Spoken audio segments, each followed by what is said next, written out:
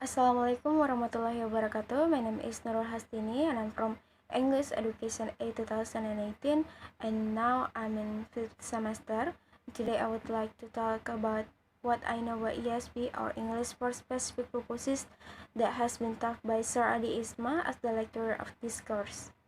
So this is the title material that has been given by Sir Adi. After about half semester, we studies about English for specific purposes, and now I'm going to explain about what I already know and understand about ESP. What is ESP? ESP is one of the courses that are available in English that deal with learning and linguistic approach. In the first material about the origin of ESP, it contains of 4 main points that refer to the definition of ESP, how the design of ESP learning, how it can be applied, and the last one is about tasks that an ESP teacher has to do. ESP is not something that has planned. In these cases, I learned that ESP exists for the 3 reasons. First reason is the need for communication language in the time of commerce after World War II, and the second reason is for the change in linguistic or language, and for the last reason is because ESP study puts great emphasis on the needs of students and their reasons for learning English, and then many people advocate the emergence of ESP as a learning approach. English for specific purposes is a new English language science and profession. In the ESP, students do not study English because they want to know it as a language or culture, but it's to adapt the academic and profession that they choose, such as in medicine, engineering, economics, biology, and others. And it should be noted that the approach in ESP differs from the general language learning. The development of ESP. ESP has undergone phases of development that have different rates in every country.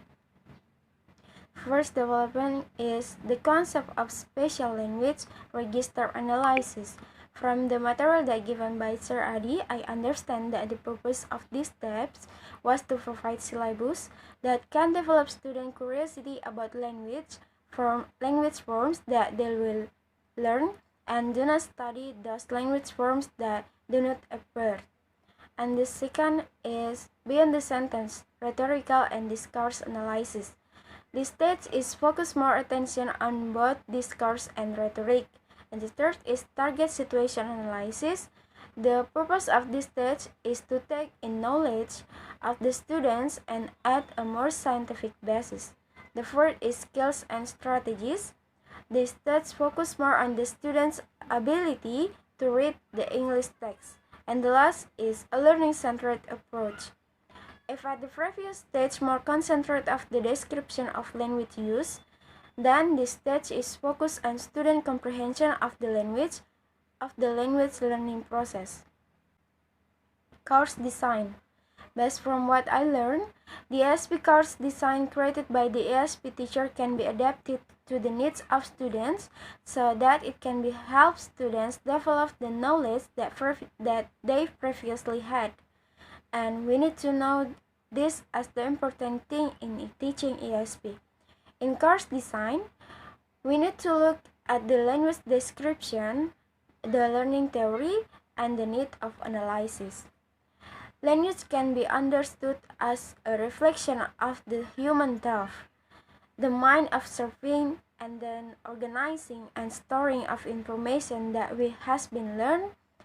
And the key to learning language is not determined by how we analyze, but by how we understand the structure and process in the mind.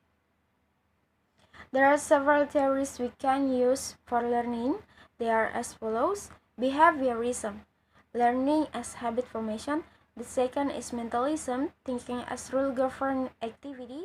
The third is cognitive code, learning as thinking beings. The fourth is the affective factor, learner as emotional beings. And the last is learning acquisition. The need for a target in ESP is be distinguishable into several things. First thing is necessity. It explains what needs to be known to learners in order to function effectively in the direction of their work. The second is lacks. In this case, we need to know what we already have and what is not. And the last is wants. Students must always have a clear view of their needs. ESP has a rather specific difference with the general English studies, which is in the way one use of language as well as one's awareness of the need to study English. Awareness of the target situation of students will distinguish ESP students from the general English students. A person needs to learn varies greatly and it adjusts to a particular respondent point of view. Course design is a process which a material for imperfect study and interpreted in order to produce an arranged series of learning experiences and in order to introduce the learners in a particular area. There are some approaches used in the course design, that is, language-centered course design. In this section, the process of formulation focuses on language with a view to describing the direct relationship that might occur between the analysis of the target situation and the content of the ESP. The second is skill-centered course design. This approach is based on the two principles of theoretical hypotheses that are students scholars at the study of things and pragmatic bottom. This approach models the ESP course as a teaching that helps learners to promote skills and strategies that will continue to grow. And the last is learning-centered approach. This approach is centered on learners. In this approach, it is said that the learning process, or what they learn, is entirely determined by the learner, her or himself. Conclusion. ESP is an approach in English that focuses learning processes according to students' needs on the field of science or profession chosen by students.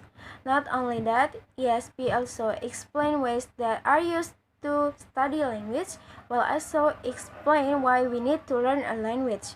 ESP encourages us to study English so we are able to read and understand when we are given a text that using English.